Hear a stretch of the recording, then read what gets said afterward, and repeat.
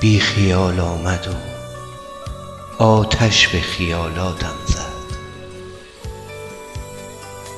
بی خیال آمد و آتش به خیالاتم زد.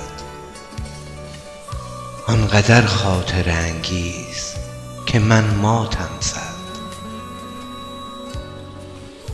آمد و رد شد و خندید و نگاهی هم کرد. دست دادم که سلامی بکنم، او رم کرد. رفت از چشمه پایین ده بالایی، پر کند کوزه خالی پری رویایی. قد و بالاش بلا بود و نگاهش محشر. قد و بالاش بلا بود و نگاهش محشر.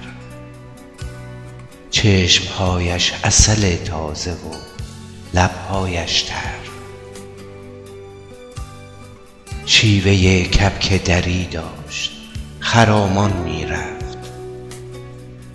سایه وار از پس او ماه به سامان می رفت. من که گیج از تپش یک تب دیگر بودم. من که گیج از تپش یک تب دیگر بودم. دامن پاک دلم را به گناه آلودم. رفتم آهسته به دنبال دلم تا چشمه. رفتم آهسته به دنبال دلم تا چشمه. دیدم آمیخته مهتاب تنش با چشمه. با در موی بلندش به تمنا پیچید. ماه در چشم قشنگش به تماشا تابید. گیج و منگ آمدم از تپه سرازیر شدم. گیج و منگ آمدم از تپه سرازیر شدم. تا رسیدم به سر چشمه نمکگیر شدم.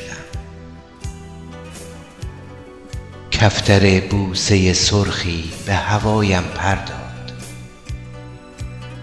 کفتر بوسه سرخی به هوایم پرداد. گفت با چشمه درآمیز گوارایت باد. عسل از چشم و شکر از لب شیرینش ریخت. او غزل بود که با شعر تر من آمیخت.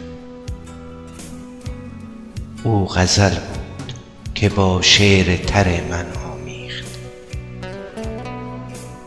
من که دیگر پر از احساس جدیدی بودم. من که دیگر پر از احساس جدیدی بودم. دامن شعر خودم را به غزل آلودم.